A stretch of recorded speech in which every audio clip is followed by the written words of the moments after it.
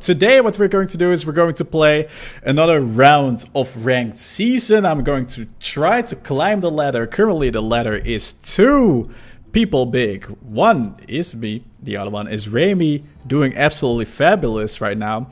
And I want to highlight one of the trades that he has made today. I think it's cool to start every live stream with an actual trading highlight. So what we're going to take a look at is like one of his trades. He made a long position on the ticker XRP against the Ethereum. This is the entry. It's a long position, and the thing what's interesting about this choice here is that you can already tell that the chart is incredibly down, and here we can see like multiple levels to the upside, right? So we have like here like a level. Price went up, reclaimed these resistance or like made resistance here, and then came back to the low. So he decided this is a great time to go long. And really what's interesting about this long is that initially you would guess that the price would already go up here. That was not the case. The price went down further from the 32k level to like the 23k level, which is probably like a 30% drop here. So it's kind of like a substantial drop to make. And here we see like an incredible pump from basically the lows here, 24k to 75k, which is almost like a 3x. And this is where he decided to sell. And basically everything from here is like super interesting. So I want to highlight, we go back to the same period on the chart, and that was basically here.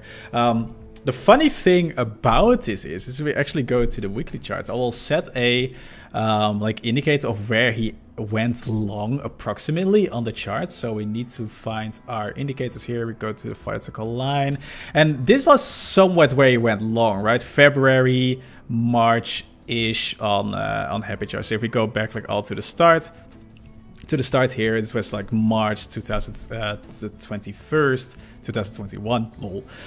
That's where he went long, and that was right here-ish, right before this pump. So if we take a closer look, that he was in fact like at some point 18% down, decided to hold on to it. And also like the interesting part about this is like there were a couple of instances where it would be kind of okay to take your losses, even like if we think about it. Like, so for example, here we had these this triangle here, right? And we had this thing like, okay, either it's always kind of like a 50-50 with these types of charts. So either it can go up or it can go down. It's kind of like a dumb conclusion, but it's kind of what you can expect here from this triangle. It can either go up or it can go down.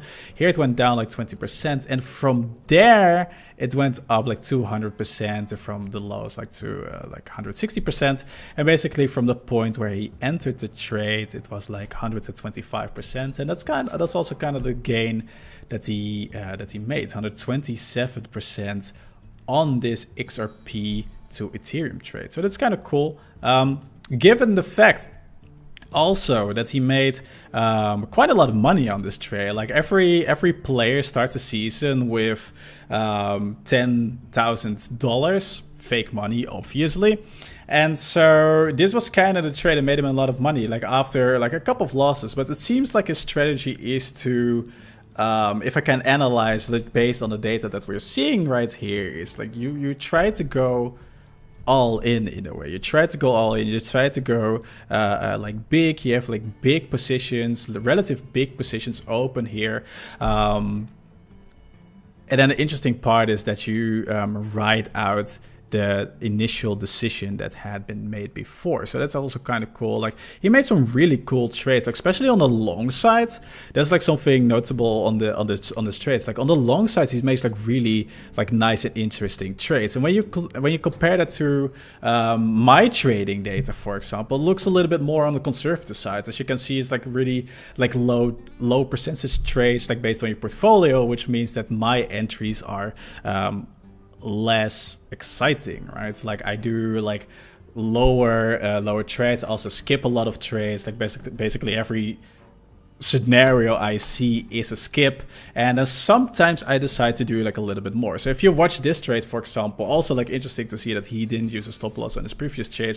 He was really convinced that the price was already so low now it's an interesting period to actually go long. And we compared it to like how I trade like here for this fund, for example. It's like, sure, I was long a little bit more a conviction for this trade, and it was mostly because we were already kind of like going to the upside, and then all of a sudden we had our momentum, we had our pump, and at the first opportunity I wanted to sell. And there's also like something that we will see, especially in altcoins, in crypto in general. It's like when you have this particular pump, it's usually met by a dump. So it takes like a lot of conviction to actually like hold on to these trades. For example, if you would have held like here, even though on the short term it was an amazing buy, it only would have been a better holding period like almost 4 years later, right? So that's something to take into account as well. So enough said. I thought that was like a really cool trade. I wanted to highlight that cool trade. I think it's like a nice thing to highlight the trades, and let's just